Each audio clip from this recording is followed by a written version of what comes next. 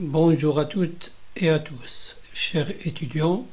Dans cette séquence de la chimie en solution, nous allons donc continuer sur les réactions d'oxydoréduction et nous allons donc nous intéresser au potentiel d'oxydoréduction.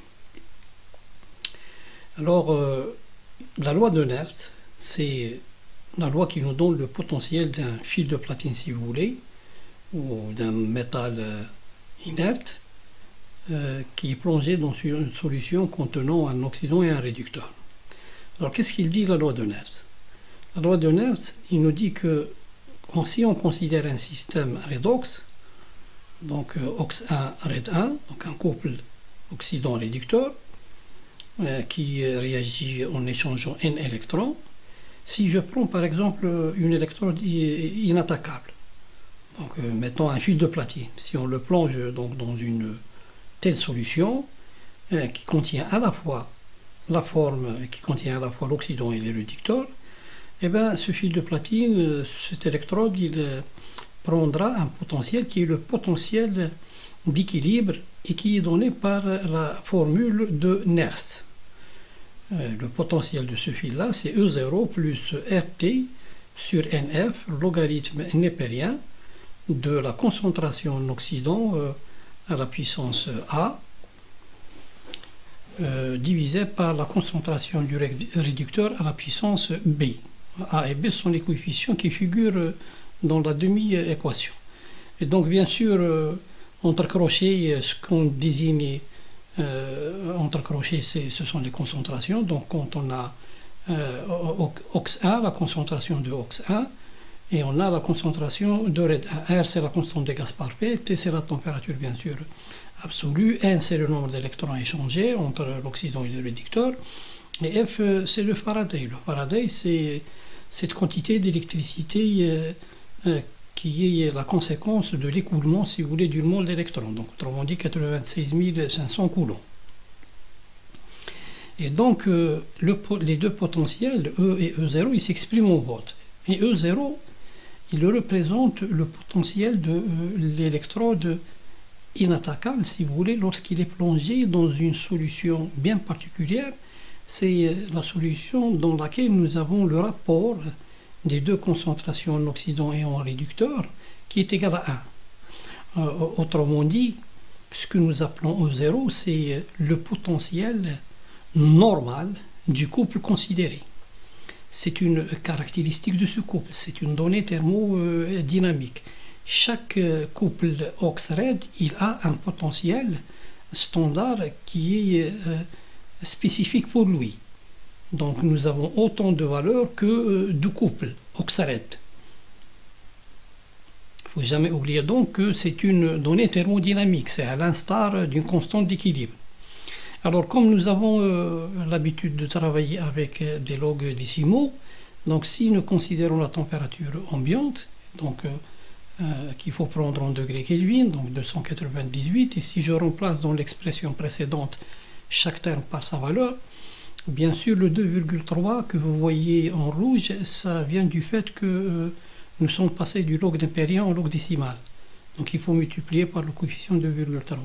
Et donc, comme je l'ai dit, si je remplace toutes les grandeurs par leur valeur, je vais trouver donc 0,059. À peu de choses près, c'est 0,06. Et donc, pratiquement, la formule de Nernst, il s'écrit E égale E0 plus 0,06 divisé par N. N, c'est le nombre d'électrons échangés. Log décimal de la concentration en oxydant à la puissance A divisé par la concentration du réducteur à la puissance B. Le E0, c'est une donnée thermodynamique. C'est le potentiel standard du couple. Chaque couple, il a un potentiel standard qui lui est propre. Par exemple, si je prends le couple Cu2 plus Cu, eh bien, il a un potentiel standard de 0,34 volts. Si je prends le couple Fe3 plus Fe2 plus, il a un potentiel de 0,77 volts, etc. Donc, c'est une donnée. Donc, comment écrire la formule de Nernst lorsqu'on a des formes qui sont solides? Par exemple, si nous avons donc des espèces chimiques à l'état solide, Et donc, si nous prenons ça, donc il faut prendre l'état solide comme référence.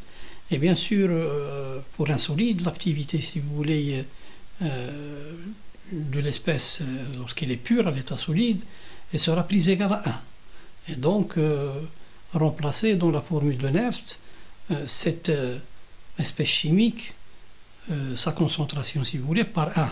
Autrement dit, il ne va pas apparaître dans la loi de Nernst. Si je prends l'exemple, par exemple, de Cu2+, plus 2 électrons qui est en équilibre avec Cu solide, là nous avons donc le réducteur qui est à l'état solide, donc il ne va pas apparaître lorsqu'on va écrire la loi de Nernst. On va écrire tout simplement E égale E0 plus 0,06 divisé par 2, logarithme de la concentration de Cu2+. Lorsqu'on a des espèces qui sont à l'état gazeux, considérons par exemple A, ce qui est un A minuscule qui représente un coefficient. Donc nous avons donc l'espèce chimique A à l'état gazeux, donc plus n électrons qui est en équilibre avec un réducteur, et le petit b c'est un coefficient. Alors dans ce cas-là, on peut toujours envisager, parce que en général, l'espèce chimique gazeuse il est soluble dans l'eau, hein, ça ne serait-ce que partiellement. Hein, donc il y a une certaine solubilité quand même. Et donc on pourra toujours envisager un équilibre entre les espèces chimiques dissoutes, autrement dit, de remplacer sa concentration, si vous voulez, avec la constante de cet équilibre de dissolution et la pression. Et donc la loi de Nernst, il va s'écrire, si vous voulez, E égale E0' plus 0,06 sur n, n c'est le nombre d'électrons bien sûr, logarithme de PA.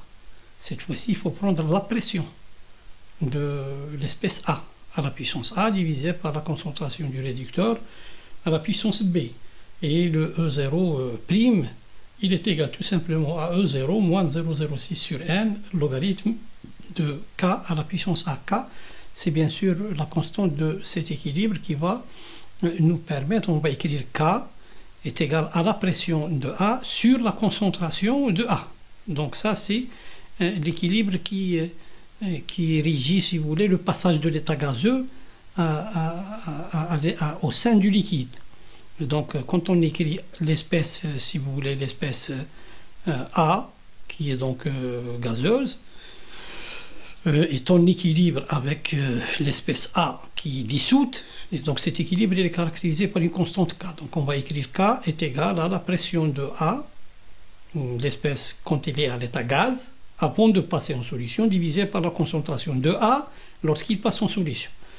Et donc si vous remplacez la concentration de A par la pression de A divisé par la constante K, vous allez donc trouver que E égale E0' plus 0,06 sur n, logarithme de PA à la puissance A divisé par la concentration du réducteur à la puissance A. Et donc vous pouvez conclure que c'est ce potentiel standard apparent, E0', il est égal à E0, le potentiel standard normal, moins 0,06 sur n, logarithme de K. Alors il faut savoir aussi qu'il y a en thermodynamique, la thermodynamique qui nous permet donc de mettre la main sur les relations qu'il y a entre le potentiel et delta G0. Delta G0, c'est la variation de l'enthalpie libre standard. Donc l'équilibre entre deux systèmes redox, il traduit le fait qu'ils parviennent au même potentiel. Lorsqu'on dit qu'il y a un équilibre entre deux systèmes redox, ça veut dire que l'équilibre traduit le fait qu'ils sont parvenus au même potentiel. Et donc en thermodynamique, on démontre que les trois grandeurs potentielles, constante d'équilibre et variation d'enthalpie libre, ils sont liés par la relation delta G0 est égal à moins RT logarithme de K. Ou si vous voulez, delta G0 égale moins N fois F fois E0.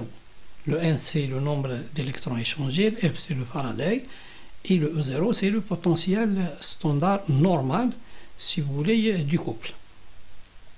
Donc il faut retenir que la variation d'enthalpie libre standard est égale à moins N F fois E0.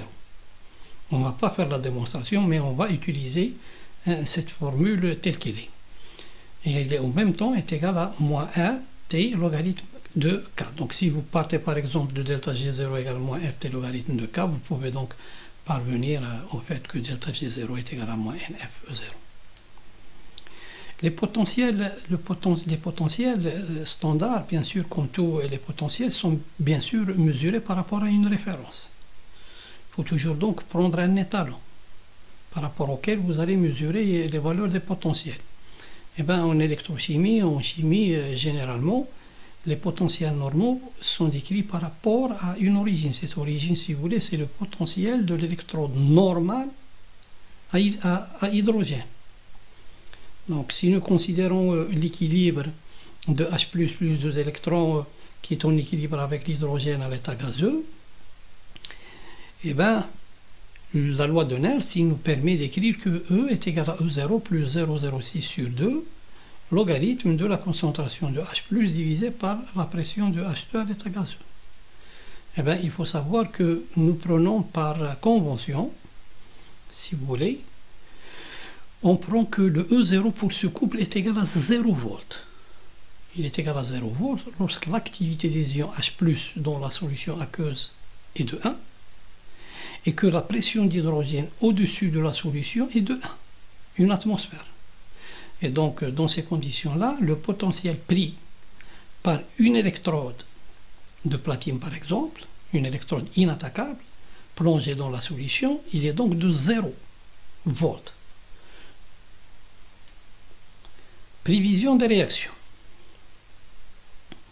Donc, supposons que nous avons un équilibre, si vous voulez, entre deux couples redox. Je considère un premier couple OX1 RED1, qui est un potentiel standard E01, et qui échange N électrons, et un deuxième couple OX2 RED2, qui est caractérisé par un potentiel standard E02 et qui échange M électrons. Donc, quelle est l'espèce oxydante? L'espèce, c'est l'oxydant de quel couple qui va réagir sur le couple, sur le réducteur de quel couple? C'est à cette question qu'on va essayer de répondre. Donc, envisageons la réaction d'oxydoréduction suivante, c'est-à-dire on va envisager la réaction entre l'oxydant du premier couple et le réducteur du deuxième couple, pour voir dans quelles conditions cette réaction sera d'une grande constante d'équilibre, c'est-à-dire d'une grande valeur c'est-à-dire dans quelles conditions cette réaction sera favorable et il aura lieu. Donc bien sûr, avant, il faut faire attention parce que, comme on l'a dit, le nombre d'électrons échangés entre l'oxydant et le réducteur doit être le même. Donc on va multiplier par M l'équilibre numéro 1 et on va multiplier par petit n l'équilibre numéro 2. Et donc on va avoir petit m fois OX1 plus n fois RED2 qui est en équilibre avec M RED1 plus petit n OX2.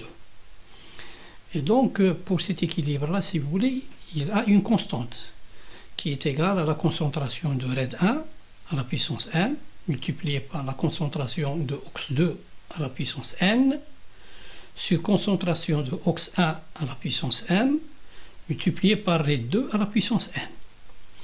Et bien sûr, si cette constante a une très très grande valeur, ça veut dire que la réaction favorable, c'est dans le sens 1. Autrement dit, c'est l'oxydant du couple 1 qui va réagir sur le réducteur du couple 2. Et si la valeur de cette constante est très très faible, ça veut dire que c'est l'inverse. C'est la réaction dans le sens 2 qui est favorable et qui aura lieu. Alors, écrivons la loi de Nernst pour chacun des deux couples. Nous avons donc pour le premier couple E1 est égal à E01 plus 0,06 sur N, logarithme de l'oxydant 1 sur réducteur 2. Et pour le deuxième couple, le potentiel c'est E2 égale E02 plus 0,06 sur M, logarithme de OX2 sur la concentration de RED2. Et donc, nous savons qu'à l'équilibre, il y a égalité des deux potentiels. Donc, E1 est égal à E2, à l'équilibre. Bien sûr, si on écrit E1 égale E2, ça veut dire qu'on va avoir, E1 c'est quoi? C'est E01 plus 0,06 sur N. Et je vous fais remarquer que j'ai multiplié avec un petit m et j'ai introduit dans la partie du logarithme décimal le coefficient petit m. D'accord? Et E2, c'est E02 plus 0,06 sur m, logarithme de oxydant 2 sur réducteur 2, mais je vous fais remarquer que là aussi j'ai introduit le coefficient petit n. Donc j'ai écrit E02 plus 0,06 sur n fois m, logarithme de la concentration de OX2 à la puissance n, divisé par réducteur 2 à la puissance n, ce qui revient au même. Alors, à partir de là, je peux écrire que E01 moins E02 est égal à 0,06 divisé par nm, logarithme de k. Logarithme de k, c'est la constante que nous venons de voir. Autrement dit, c'est OX1 à la puissance m multiplié par RED2 à la puissance n, divisé par RED1 puissance m, multiplié par concentration de OX2 puissance n. Et donc là, nous pouvons dire que le logarithme de la constante k, il est égal à petit n fois m, multiplié par E01 moins E02 divisé par 0,06. Et donc là, nous voyons qu'entre parenthèses, nous avons E01 moins E02. Si ce qui est entre parenthèses est négatif, on aura le sens 2. Si il est positif, on aura le sens 1 parce qu'on aura k qui est égal à 10 puissance à une valeur très grande. Par contre, à l'inverse, si E01 moins E02 est négatif, on aura la constante k qui est égale à 10 puissance moins une certaine valeur. Et donc, nous pouvons déduire que si E01 est supérieur à E02, le logarithme de k est supérieur à 1. C'est-à-dire que la constante k est très élevée. Et l'équilibre se déplacera donc dans le sens 1, c'est-à-dire vers la droite. Et l'inverse est vrai. Si E01 est inférieur à E02, le logarithme de k est très inférieur à 1, k il est très inférieur à 1, et l'équilibre donc se déplacera vers la gauche plutôt. Alors, prévision des réactions. Comment on peut donc prévoir et dire que telle ou telle réaction aura lieu et telle ou telle réaction ne peut pas avoir lieu? Donc ce résultat-là, il permet de formuler la règle suivante. La forme oxydée du couple qui a le potentiel le plus élevé oxyde toujours la forme réduite du couple qui a le potentiel le plus faible. Donc quand on a une réaction entre deux couples, on doit comparer les potentiels standards des deux couples. Et c'est la forme oxydée du couple qui a le potentiel le plus élevé, qui oxyde toujours la forme réduite du couple qui a le potentiel le moins élevé. Ce résultat donc général peut être traduit par le schéma suivant. Sur une échelle, sur un axe gradué en potentiel standard, on va positionner les valeurs des deux potentiels standards. E0 du couple 1, on va écrire à gauche OX1 et à droite RED1. Et on va positionner la valeur du potentiel standard du couple 2, qui est la E02. Et on va écrire l'oxydant 2. Là, vous faites, il y a une petite erreur, c'est OX2. Et à droite, RED2. Et donc, c'est toujours l'oxydant du couple qui a le potentiel le plus élevé qui réagit sur le réducteur du couple qui a le potentiel le moins élevé. C'est toujours une forme gamma. C'est comme la méthode gamma, c'est exactement la méthode gamma que nous avons vue dans le chapitre d'oxydoréduction. Si nous avons E01 qui est supérieur à E02, eh bien, l'oxydant du couple 1 réagit sur le réducteur du couple 2.